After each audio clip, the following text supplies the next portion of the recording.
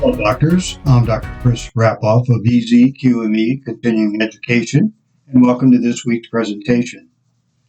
Over the past 4 years in California, as well as the rest of the world, we experienced a whirlwind of changes thanks to the COVID-19 pandemic. And to no surprise, in California alone, we witnessed many changes in employment and wages since 2020.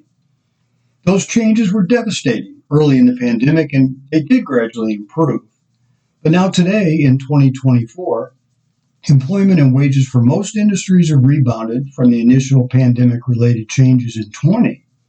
But what about employment, particularly in healthcare, or actually in retail and hospitality? And what are their projections in 2025? Today, we explore those topics as we look into the crystal ball to see what the future may bring for us in our California's workers' compensation system. So let's get started. But first, these are the following sources that I referenced when producing this presentation. Feel free to copy and paste these links into your browser if you'd like to read more about the WCRB and particularly the subject of today's discussion. While unemployment was forecast to increase in 23 and in 24, which it has so far, it is projected to remain at historically low levels with small annual changes. The WCIRB research has found that increases in unemployment are actually correlated with decreases in indemnity claim frequency. Now, given the current forecast of the changes in the unemployment rate, they are pretty small, but they would also have a small impact on the changes of the indemnity claim frequency for workers' compensation. In 2020, the number of workers employed in the hospitality industry decreased dramatically from 9.5% to 7.7% of the statewide workforce, not surprisingly though. The hospitality employment is forecast to rebound and exceed the 2019 share before the pandemic by 2024. Now, the share of employment in retail has decreased from 9.2 in 2019 8.9% in 2022, and is forecast to decrease to 8.3 in 2025.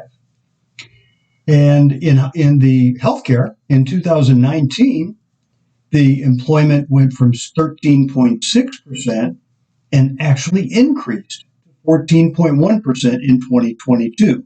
Not surprisingly, because of the pandemic, more healthcare workers were needed. And the projection for 2025 for the healthcare field is 14.2%, so it's staying very relatively the same. So the share of employment in other key industries, aside from the three that I mentioned here, has remained relatively stable since 2019. Looking at the cumulative change in employment since 2019 for those key industries we've been discussing, they said in 2023, the employment forecasts varied significantly by industry, with projected growth of over 6% for hospitality and flat employment for retail. The employment in hospitality is projected to grow strongly through 2025 and remain almost the same, if not just a little bit higher, in the healthcare field. But the retail employment is forecast to decrease slightly in 24 and 25.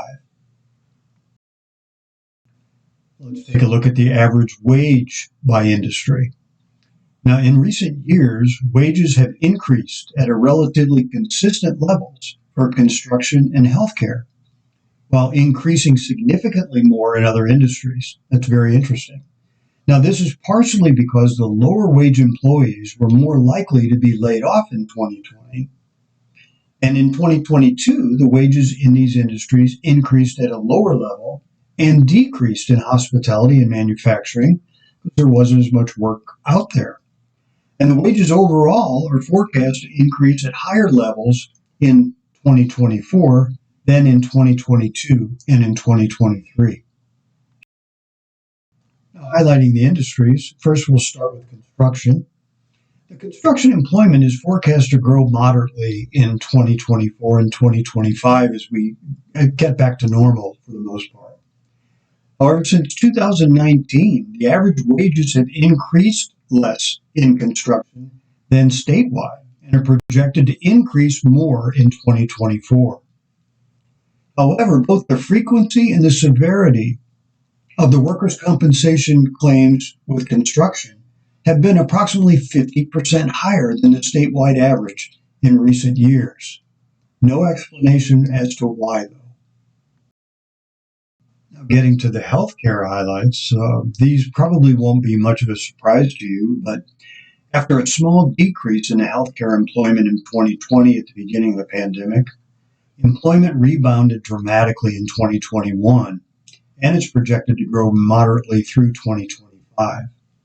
In 2020 and 2021, the average wages increased less in healthcare than statewide and increased more than statewide in 2022 as the pandemic was progressing and coming to an end. Also, the frequency of the claims of workers' compensation in the healthcare was slightly higher than the statewide average, and the severity was slightly lower. Both have decreased relative to the statewide in recent years. As we discuss retail, not surprisingly, retail employment decreased by more than the statewide average in 2020 and is projected to remain below the 2019 levels through 2025. As lower wage workers are more likely to be laid off in 2020, wage increases in 2021 and 2020 were higher than the statewide average and increased modestly in 2022. Severity for retail, it was slightly lower for the statewide average in workers' compensation claims. But the frequency was significantly higher, around 50% higher than the statewide average. Very interesting.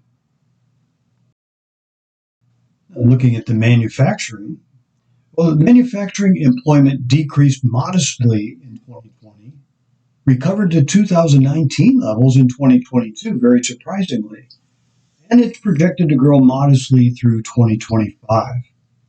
Now, in 2020 and 2021, the wages in manufacturing increased more than the statewide average and then decreased in 2022, probably due to less people available to work. So the demand was higher. Now, in recent years, both average frequency and the severity of the workers' compensation claims and manufacturing claims have been somewhat higher than the statewide average, but no reason was given. Finally, let's take a look at the transportation and warehousing. And the employment in transportation and warehousing has actually grown faster than the statewide average since 2019 and is forecast to continue growing very strongly.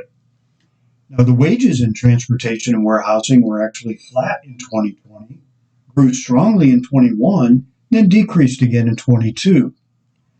The average severity of the transportation and warehousing workers' compensation claims have been slightly above the statewide average, while the average frequency has been significantly higher and increasing relative to the statewide average. Again, no thoughts or hypothesis was given as to why. So in conclusion, it's really not surprising that the California economy took a drastic turn in 2020 for the obvious reasons. However, here in the second quarter of 2024, we find that employment and wages for most industries have rebounded from the initial pandemic-related changes in 2020. What are some of the takeaways that we have from this study? Well, one, we learned that while unemployment is forecasted to increase through 2024, it's actually projected to remain at historically low levels with small annual changes. Number two, this WCIRB research has found that increases in unemployment are actually correlated with decreases in indemnity workers' compensation claims frequency. And number three, finally, we're given a current forecast of changes in the unemployment rate. Even though they're small, they would also have a small impact on the changes of the workers' compensation indemnity claim frequency as well. So doctors, I'm Dr. Chris Rapoff, and I wanted to thank you for taking the time to join me in this presentation. I hope you enjoyed it, and I do look forward to sharing other interesting subjects with you as they relate to the topics involving workers' compensation in the state of California. Until next time, thank you.